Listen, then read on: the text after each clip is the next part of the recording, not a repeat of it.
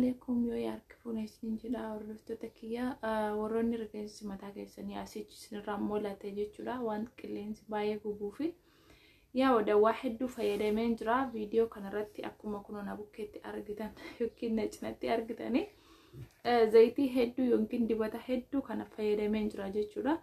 Innis tokkoffaarratti akka rifeensa kiyya dheeressuuf hin fayyadame akkammoo rifeensi kiyya ka asirraa mul'ate illee akkanaaf deebuuf hin fayyadamaa ture wantoota asirratti argitan kana yaa hundi sana hin fayyadne haga ta'etu na fayyade akkasuma kan keessaa orjinaala ta'ee rifeensa kiyya ka asirraa dhume hedduu takka dhumee ture jechuudha. Rifeensi kiyya kan sana naaf deebisee jira jechuudha.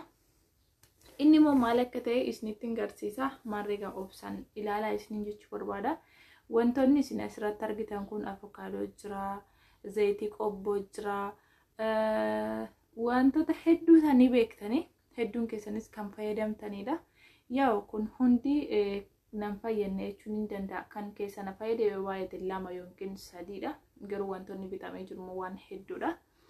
Maarreegaa warroonni rifeensi keessan hasiyachi isinirraa deemuu jiru. Dafaa of dadhaqqabadhaa yookiin immoo dafaatii dawaa kana itti barbaadadhaa isiniin jechuu barbaada. Yaa ijoolleen takka takka keessootiin naaf barreessu jechuudha. Rifeensi kiyya baay'ee na mul'atee of ilaaluun soraadhaa mastaatii keessatti kan jedhan illee ni jiru. Dhugumatti shamarran takka gaafa mooluu taate gaafa rifeensi achirraa siqe hedduu takka nama dabbara. Dhiironni illee itti qaanfatanii ni jibbani jechuudha mooluu kana. Shamarri immoo akkamaa taatu gaa hedduu takka irraa fokkisa shamarran irraallee. Kanaaf egaa obboleeyyan kiyya dawaa ajaa'ibaa takka jira. Dawaa ajaa'ibaan kun kan rifeensa keenya asii achi nurraa siqee sirriitti nuuf biqilchuudha jechuudha. Maqaa isaas isiniif hin himaa. Eessaa akka argachuu dandeessanis isiniif hin himaa jechuudha. Zayitii yookiin dibata ana bukkeetti argitan kana hunda isaa bitee dadhabeetiin wantoota kana lamaan qaalittii kootiin himeenaan naaf bitte jechuudha. Alhamdulillah. Keessumaa kun ol duukaa dhufa garuu kun baay'ee takka orjinaaliidha. Torbee takka gidduutti rifeensa kiyya ka asirraa dhume sirriitti naaf deebisee naaf biqilche. Wantoonni hedduu kana keessa wanti si fayyadu tokko yookiin lamaadha. Kanaaf egaa wantoota ana asirratti maxxanse kana faayidaa isaa tokko tokkoon yoon isiniif himee fixuu baadhellee faayidaa kanaa yookiin immoo kana akka isin barbaaddanii bitattan isiniif hin dhaama jechuudha. Shamarran keenya warri rifeensi keessan isinirraa dhumee jiru dawaan kun baay'ee takka isin barbaachisa. Osoo asii achi siqee isin hin moolatin, osoo asii achi siqee baay'ee takka isin hin fokkisiisin, isin hin dabbarin dafaatii dawaa kana bitadhaa isin jechuu barbaada. Qaalittii kiyyaa galatoomtu. Ofii kiyya waan meeqa bitee dadhabeen kana itti madheenaan naaf bitte jechuudha. Ofii ishee barbaaddee naaf bitte. Yeroo jalqaba kan naaf bitte illee maallaqa ishee naaf bitte jechuudha. Ani immoo ergisiitti deddeebisee gizee 2-3 bitee fayyadame jechuudha. Irra deebiitiin yaa warroonni rifeensi keessan ammaaf isinirraa hin caccabiin jiru waan isin dhaamu barbaadu. Rifeensa keessan yeroo hundumaa asii achi hin hidhatina. Yeroo hundumaa asii achi qabdanii shaarbitti hidhatina. Yoo isin danda'ame asii asitti gadi dhadhaadhaa isin jechuu barbaada. Dhadhaa yookiin immoo bakka lamatti saaqaa qabadhaa yookiin immoo asirraan saaqaatii asii achi qabadhaa. Rifeensi yeroo hundumaa asii achi qabamaa oola taanaan isatu miidha jechuudha rifeensa keenya. Akkasuma immoo warri rifeensi keessan hedduu isinirraa caccabuu fi isin ooksisu isin gubu ifama dawaa isaa barbaadan isiniif nima jechuudha. Kun maalidha jechuun keessan hin oolu. Dawaan kuni maqaan isaa asirratti ni argama. Yoo argamu ta'e immoo suuraa isaa isiniif maxxansa jechuudha. Kunoo suuraan isaa kanaadha. Kana wajjin dhufa jechuudha.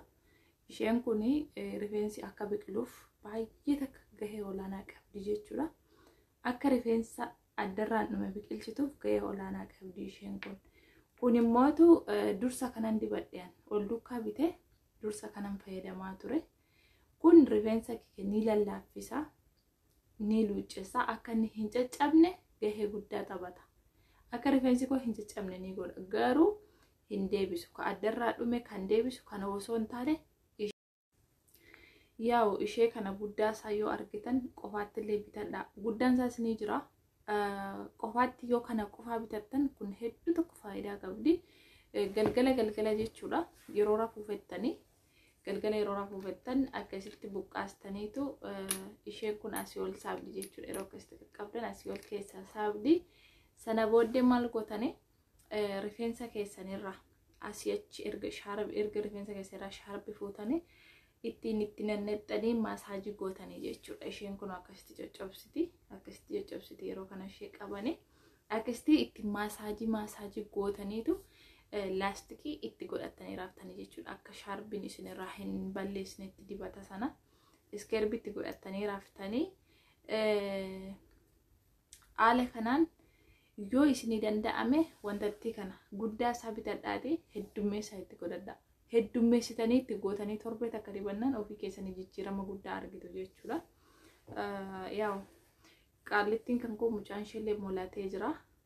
Ergaatinaa bittee rifeensi keenaaf deebi'ee jira. Ergan ittiin jedhee mucaan ishee inni moluu ta'ellee deebisee dibachuu jira jechuudha. Rifeensa dhume sirriitti deebisti isheen kuni garuu wal duukaa dhufa jechuudha. Zayitii kanaa wajjin maqaan isaa Naakoom jedha. Naakoom ooyelii jedha. Akkasuma wanti googilii jalatti yoo barreessitan maqaa kana googilii jalatti yoo barreessitan suuraa isaa sarchii gootaniitu maadaamii keessanitti kennachuu dandeessu jechuudha.